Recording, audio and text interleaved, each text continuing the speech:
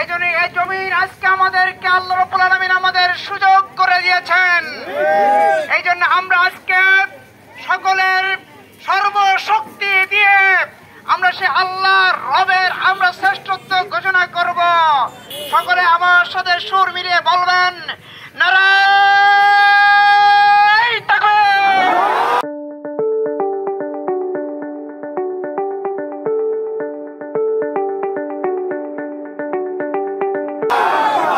নারায়ে তাকবীর। আল্লাহু আকবার। নারায়ে তাকবীর। আল্লাহু আকবার। সংগ্রামী বন্ধুরা, প্রিয় ধনেশ্বর গাতির ভাইরা, আজকে আমরা আপনাদের কাছে প্রকাশ্যে এসেছি 17টি বছর পরে। আমরা যা জুলুম নির্যাতন সহ্য করেছি, আমরা বাড়ি থাকতে পারি নাই, ঘরে ঘুমাতে পারি নাই, অসংখ্য মামলা হামলা দিয়ে আমাদেরকে অদৃষ্ট করে দেওয়া হয়েছে। এদেশের যে কোনো কিছু ঘটলেই শেখ হাসিনার সরকার বলতে সব দোষ জামাত শিবির। আমরা আপনাদেরকে বলতে চাই, এই সরকারকে খুনি সরকার হিসেবে আখ্যায়িত হয়েছে। এই সরকার গণহত্যাকারী সরকার।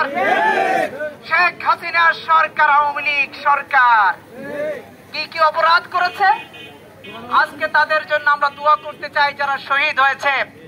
আপনাদের মনে আছে 2006 সালের 28 অক্টোবর পল্টন ময়দান সহ গোটা বাংলাদেশে সেদিন লগি বৈঠার তাণ্ডব চালিয়ে আমার প্রিয় ভাই মুজাহিদ মাসুম জসিমউদ্দিনের লাশের উপরে নৃত্য করেছিল এই আওয়ামী লীগের সন্ত্রাসী বাহিনীরা। সেদিন প্রায় 156 জনকে হত্যা করেছিল। আমরা ভুলি নাই 2013 সালের শাপলা চত্বরের 5 মে রাতের অন্ধকারে সেদিন গণভাবে হত্যা চালিয়েছিল, লাইট অফ করে দিয়ে। এই জাতি ভুলে নাই পিডিআর মেসাকারের মাধ্যমে আমাদের দেশের দেশপ্রেমিক ইসলাম প্রিয় সেই শীর্ষ 45 জন সেনা অফিসারকে পরিকল্পিতভাবে ঠান্ডা মাথায় তাদেরকে হত্যা করা হয়েছিল। এখানেই শেষ নয়, সর্বশেষ জুলাই আগস্ট মাসের যে গণ অভ্যুত্থান হয়েছে, আমাদের ছেলেরা আমাদের সন্তানেরা এদেশের তরুণ যুবকেরা দেখিয়ে দিয়েছে যে বিশেষ বুলেটের সামনে গুলির সামনে কিভাবে বুক পেতে দিতে দাঁড়াতে হয়।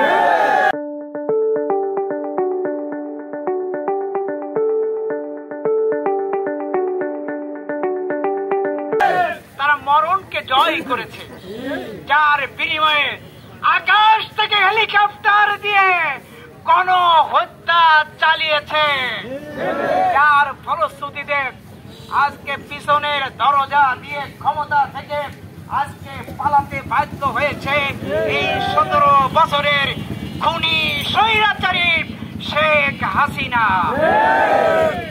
সংগ্রামী ভাইরা, বাংলাদেশের 93% মানুষ আর শেখ হাসিনার মতন নতুন কোন স্বৈর শাসক খুনিকে দেখতে চাই না।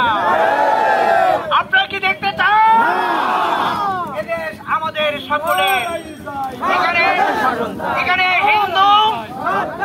হিন্দু, এখানে মুসলমান, এখানে খ্রিস্টান, এখানে সবাই মিলে আমাদের দেশ।